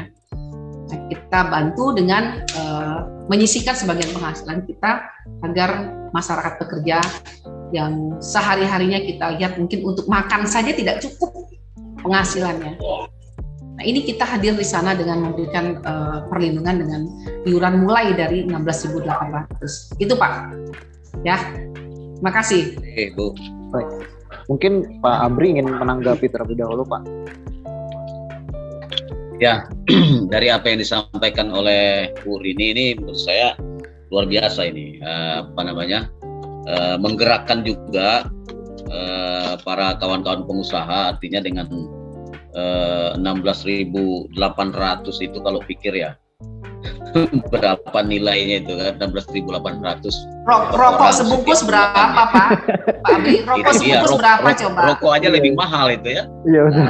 Ya dalam kesempatan ini juga saya sebagai pengusaha dan sekaligus juga sebagai Waketum Apindo, kalau di sini juga ada teman-teman pengusaha yang memang ini ya kita inilah, mari kita sama-sama menangkap ini. Ya, menangkap ini dengan baik, tentu ya ini bagian dari amal, bagian dari ini kita juga. Ya saya terus terang sudah menjalani sebenarnya, walaupun masih belum terlalu banyak untuk yang mandiri itu, karena ada beberapa juga teman-teman kita yang memang belum berpenghasilan yang ini, tapi kan dengan adanya bantuan-bantuan yang real seperti itu, menurut saya jauh lebih bermanfaat gitu. Kalau cuma kita kasih uang biar cuma 100.000, kasih uang itu sebentar dia kasih habis itu. Ya. Mendingan kita kasih perlindungan Pak. Itu dia. Ini yang saya cukup dengan program dari BPJS Jam Sostek. BPJS Ketenagakerjaan. Jadi itu sangat bagus. Saya dari kesempatan ini saya mengimbau pada rekan-rekan juga, teman-teman, ayo kita mendukung program ini gitu melalui aksi yang nyata. Gitu. Cuman segitulah setiap mungkin 10 orang aja cuma berapa gitu setiap bulan gitu kan. Baik, terima kasih. Itu tanggapan saya. Sangat positif, luar biasa. Baik, terima kasih Pak Abri atas tanggapan positif yang sudah diberikan. Kita lanjut ke pertanyaan selanjutnya dari Amir Syarifuddin. Mau tanya pengalaman 2 tahun lalu saya peserta mandiri ada 8-9 bulan saya cek saldo 900.000. Nah, saya sejak 2 tahun lalu sampai sekarang ikut kepesertaan peserta penerima upah. Bagaimana dengan saldo BPJS Ketenagakerjaan mandiri saya yang masih ada di BPJS Ketenagakerjaan? Apakah bisa diambil langsung? Mungkin Bu Rini bisa menjawab seperti itu, Bu. Yang lain bisa kita gabung kali ya. Dari pertanyaan dari Muhammad Hilmansyah, apakah manfaat BPJS Ketenagakerjaan bisa memperoleh perumahan? Bagaimana pengurusannya? Kemudian Balikpapan mulai memberikan BPJS Ketenagakerjaan gratis kepada seluruh ketua RT sebalikpapan bentuk kerjasama. Bagaimana tanggapannya? Mungkin seperti itu ya. Mungkin itu dulu, Bu. Ya. Baik, makasih. Ya. Makasih ya. Tadi soal juga nih sanksi nih. Apakah ada sanksi perusahaan yang tidak mendaftarkan tenaga kerjanya? Ya, itu terkait Apindo. Ya, jangan-jangan yang ngetik di sebelahnya Pak Abri itu. Barangkali masih banyak. Iya Pak. Nah, ini masalah saldo ya. Saldo yang bersangkutan sekarang kerja di perusahaan, di program penerima upah ya, di segmen penerima upah. Sementara dia pernah bekerja sebagai pekerja mandiri, ada saldo di situ. Nah, bagaimana saldo yang ada di pekerja mandiri? Bisa dicairkan. Ya, jawabannya bisa dicairkan, uangnya bisa diambil. Dan silakan saja datang, atau ya kalau pekerja bukan penerima upah bisa datang langsung ya, bisa datang ke BPJS Ketenagakerjaan ya. Silakan datang dan lengkapi data-datanya. Sama sih syaratnya dengan yang bekerja di perusahaan juga ya, yang penerima upah. Yang jelas saldonya itu masih ada ya. Tadi kan saya udah kasih ilustrasi ketika kita punya saldo 900.000 di BPJS Ketenagakerjaan kita sudah berhenti, kita berhenti. Ya kan? Kemudian kita punya saldo 900.000 di bank 2 tahun yang lalu. 2 tahun yang lalu kita punya saldo di BPJS Ketenagakerjaan 900.000. Coba kita cek sekarang. Yang bertambah mana, yang berkurang mana? Pasti ya, Pak Abri, ya. Ya, yang berkurang di bank karena ada biaya di situ, ada biaya administrasi, ada pajak di sana. Tapi yang BPJS Ketenagakerjaan bisa dicek. Ada pengembangan yang terus jalan. Ya. Nah, ini. Jadi bisa diambil ya. Kemudian program perumahan. Ya, betul. Program perumahan BPJS Ketenagakerjaan memang ada program perumahan yang namanya program manfaat layanan tambahan. Ya. Ini kami juga kita ada rencana nih Pak Abri untuk sosialisasi bersama ya, sosialisasi bersama dengan para pengusaha yang ada di Kaltim ya Pak. Untuk manfaat layanan tambahan perumahan. Nanti kita coba kondisikan waktunya ya Pak ya. Baik tuh. Ya.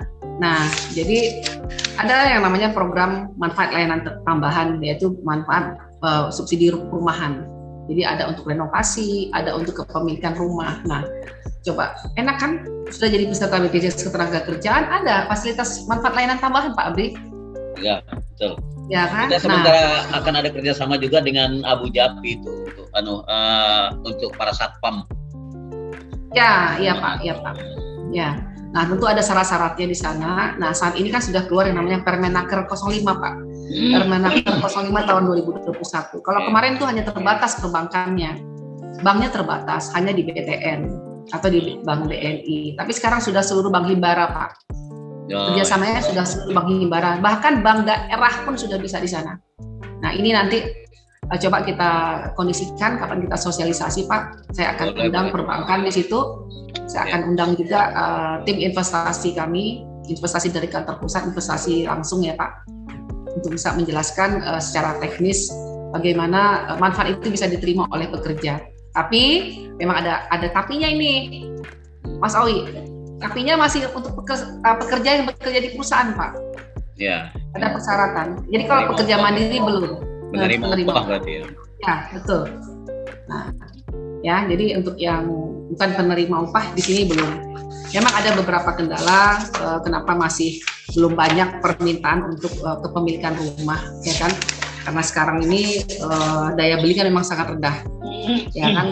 Kemudian kami pun karena Permenakernya masih baru, jadi kita belum gencar ini melakukan sosialisasi. Nah, ini alhamdulillah nanti ke depan kita dengan melalui Apindo juga bersama-sama Pak kita coba sosialisasi ya. Kemudian sosialisasi tentang manfaat daripada program MLT. Nah, terus sekarang kendala yang lain, lahan juga semakin mahal ya. Jadi yang sudah jalan itu di daerah Sumatera Pak, khususnya di Riau Pak. Di Riau itu sudah jalan tuh MLT, tapi itu dengan Bank BNI. Jadi sudah running 200 rumah ya, tapi itu kerjasamanya dengan Bank BNI. Tapi itu melalui Asosiasi Gabungan Pengusaha Kelapa Sawit Pak, GAPKI. GAPKI. GAPKI dan serikat. Jadi di sana serikat KSBSI. KSBSI ya. Ya, jadi sudah jalan itu. Nah, mudah-mudahan nanti nih dengan pertemuan ini ada nih teman-teman dari sektor penerima upah yang khususnya di wilayah Kalimantan Timur bisa merasakan manfaat ini Pak. Ya. Baik Bu. Ada renovasi, ada kepemilikan. Nah, kemudian ya apresiasi untuk yang ketua RT di Balikpapan sudah terdaftar, alhamdulillah ya.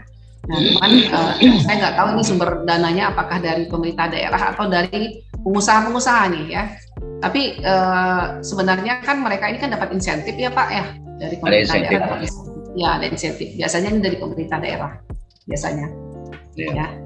Nah bicara sanksi tentu ada sanksi. Perusahaan yang belum terdaftar, mereka punya pekerja jelas badan hukumnya tapi belum terdaftar. Nah ini yang sangat sayang. Yang kasihan itu pekerjanya yang kasihan. Ya. Ada beberapa argumen yang kami dapat. Pertama, kenapa perusahaan itu tidak mendaftarkan? Pertama, kalau kita katakan saat ini apakah benar perusahaan itu tidak tahu program BPJS Ketenagakerjaan? Nah, kita anggap aja benar ya. Kita anggap benar, berarti kami yang harus melakukan sosialisasi ya Pak ya. Ya. Kami harus melakukan sosialisasi yang sangat agresif nih di sini. Nah, kemudian yang kedua, benarkah dengan mereka menyisihkan penghasilan mereka dari usaha mereka, ini si pengusaha, BPJS Ketenagakerjaan menjadikan beban. Nah ini kita kembalikan beban, kalau sudah bicara beban berarti kan menjadi ini ya PR yang memang harus dipikirkan setiap bulannya ya. Kalau saya berpikir Bu, kalau saya punya beban misalnya begitu ya saya mending saya ikut kasih bebannya ke BP Jam Sostek daripada saya beban tanggung sendiri. Pengalihan ya Pak ya. Betul, itu cerdas. Pemerintah sudah buat kok program. Ini bagus program nih.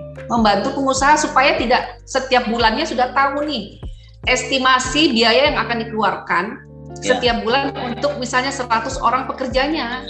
Sudah terjadi resiko, alihkan ke BPJS Ketenagakerjaan. Mungkin dengan 100 orang pembayaran iurannya 1 bulan sekitar 2 jutaan misalnya. Itu sudah tetap fix, pengeluaran tetap setiap bulan yang sudah harus disisihkan oleh perusahaan setiap bulan fix. Terjadi resiko sudah nggak ada lagi biaya yang dikeluarkan pengusaha di situ. Betul ya Pak Abri ya? Nah ini yang kita coba sama-sama coba benar nggak nih? Ya makanya ada sanksi kan, sanksi bagi perusahaan yang memang ada pekerjanya di sana, ada usahanya, sanksinya apa ya? Kita kembali adanya sanksi teguran tertulis dan kemudian adanya kurungan, denda dan lain sebagainya. Nah, tapi kita inginnya jangan seperti itu ya Pak Abri ya. Iya. Kita punya wadah ya, kalau bisa kita lakukan secara persuasif kenapa tidak? Tapi kalau tidak ya kita juga punya regulasi. Nah, itu sudah pilihan-pilihan terakhir itu. Nah, seperti itu ya. Oke ya, kasih ya. Baik, terima kasih Bu Rini atas penjelasannya. Nah, Mungkin Pak Abri juga ingin menambahkan Pak terkait dengan sanksi perusahaan tadi. Apakah mungkin kondisi di Kaltim seperti itu? Apakah masih ada perusahaan-perusahaan yang belum mendaftarkan tenaga kerjanya ke BPJS Ketenagakerjaan seperti itu Pak? Mohon penjelasan. Ya, memang kalau Apindo sih tidak monitor secara langsung, tapi yang pasti bahwa kita juga menerima informasi dari BPJS Sostek. Karena dalam pertemuan-pertemuan kita ya jauh masih bawah 30%, masih 30% lah yang memang ikut gitu. Berarti kan masih banyak yang tidak mengikutkan. Nah, saya pun juga tidak paham juga itu. Ya, kenapa bisa apa nggak ada mereka mengalami resiko gitu nanti ketika tidak dipenuhi. Nah, karena itu Apindo sendiri dan kemarin kita memperjuangkan ada klaster upah itu. Ya, tujuan kami memperjuangkan ada klaster upah karena kan ada kecil, menengah dengan besar gitu. Tujuan kami adalah memperjuangkan itu supaya setiap pekerja, setiap karyawan itu mereka hak-hak mereka ini bisa teratasi gitu kan. Itu tujuan kami kemarin. Tapi kan belum disetujui oleh menteri. Kita udah sampaikan sampai pusat memang itu. Ada klaster upah karena kalau BPJS yang ketenagakerjaan yang penerima upah kan itu harus sesuai gajinya mesti UMK. Nah, jadi kami memperjuangkan kemarin itu supaya ada klaster upah itu supaya nanti BPJS bisa mengakomodir sesuai dengan, dan BPJS sudah gayung bersambut sebenarnya gitu loh. Cuman dari Menteri Tenaga Kerja juga masih belum ini, sehingga itu tidak bisa tercapai kita punya ini kemarin, ya kan? Nah, supaya ada klaster itu maksud saya, supaya nanti kalau BPJS kan nanti tinggal menyesuaikan. Kalau sudah ada regulasi yang mengatur ini boleh misalnya ini, itu di luar yang inilah yang mandiri yang tidak penerima upah kan. Tapi ini khusus yang penerima upah maksud kita kemarin berjuang itu. Karena kan di sektor retail terus terang saja, sektor retail itu kan mereka ada gaji itu di bawah 2 juta loh. Gitu. Masih banyak saya ketemukan yang kayak begitu. Masih di bawah 2 juta. Nah, kalau di bawah 2 juta, bagaimana mungkin jaminan sosial mereka bisa tercover?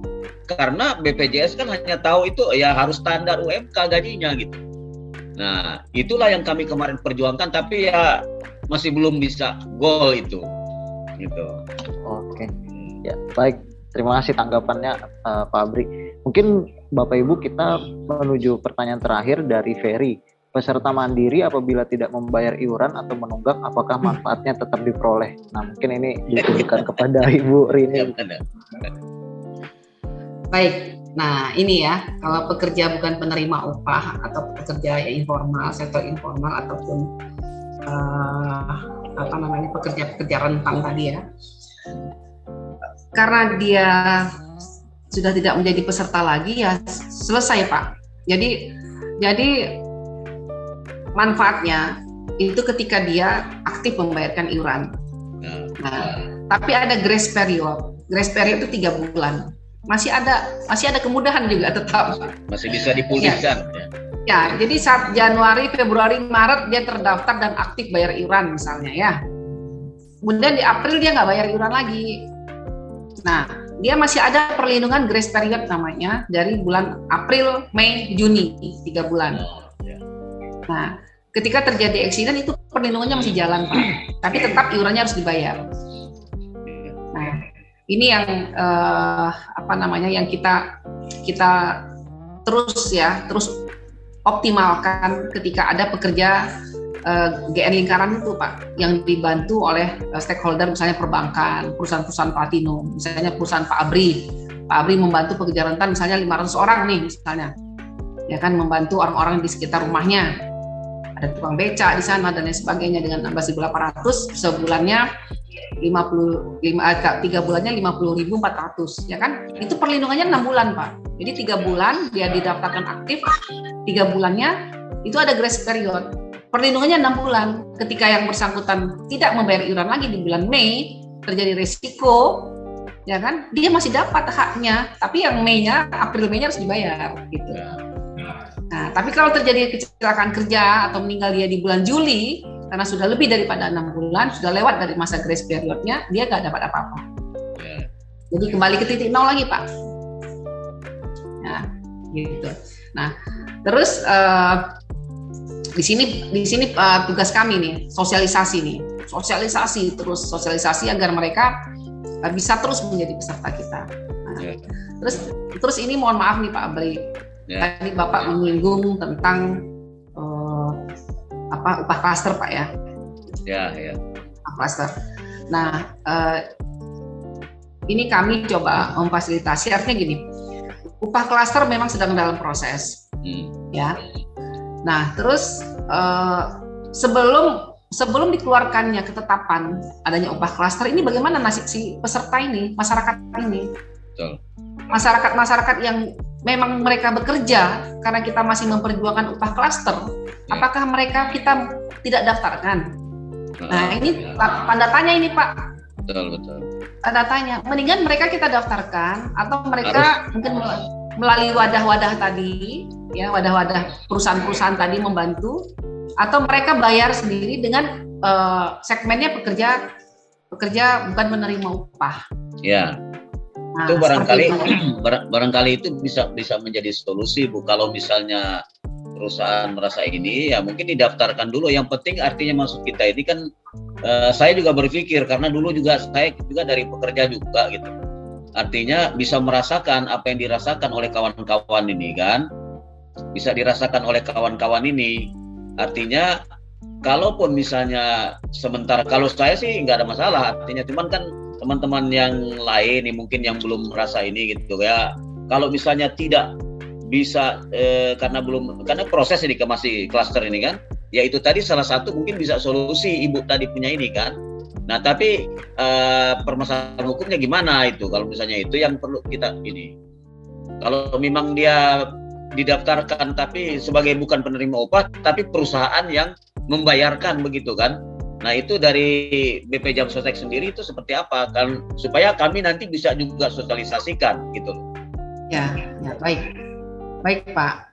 Kalau memang dia melekat di perusahaan Pak, itu ada yang namanya proses tahapan kepesertaan. Tahapan kepesertaan itu dia bisa didaftarkan dengan upah sekian yang Pak sampaikan tadi, ya. Tapi ada proses pentahapan namanya. Jadi pentahapan awal dia tetap harus terlindungi dengan upah misalnya 1 juta atau 2 juta di bawah UMK. Oh ya. Ya kan? Intinya dia terlindungi dulu.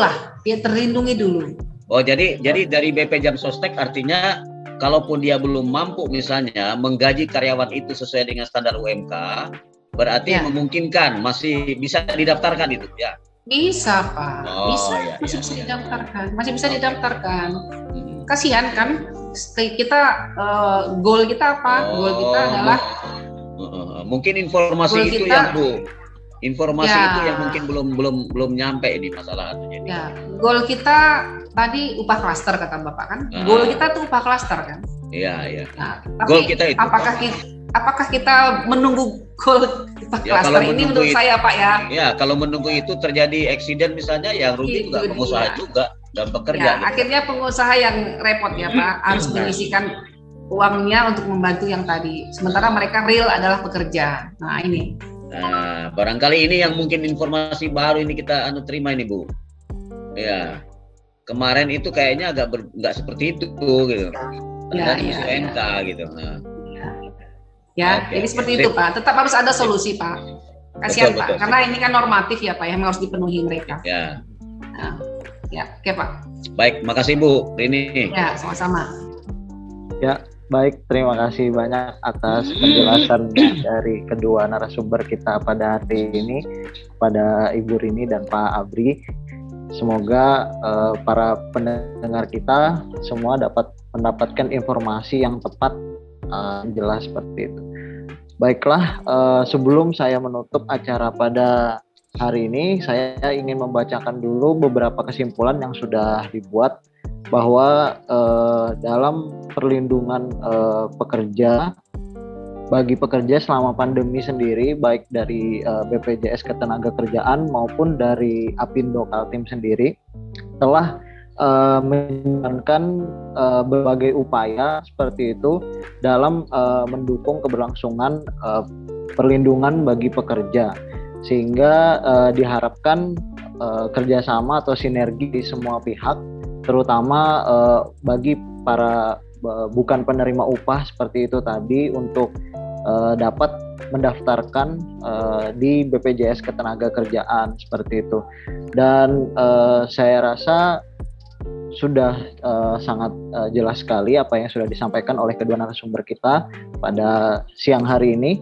Oleh karena itu, saya kembali mengingatkan kepada kita semua, juga kepada diri saya sendiri, untuk terus menjalankan protokol kesehatan, menerapkan 5M dan juga 3T. Oleh karena itu, saya Muhammad Mutawari Syarawi selaku moderator pada hari ini menutup acara kita pada siang hari ini, dan terima kasih atas perhatian yang sudah diberikan, dan mohon maaf bila ada salah-salah kata selama acara berlangsung. Wabillahi taufik wal hidayah. Wassalamualaikum warahmatullahi wabarakatuh. Selamat siang, salam sejahtera buat kita semua.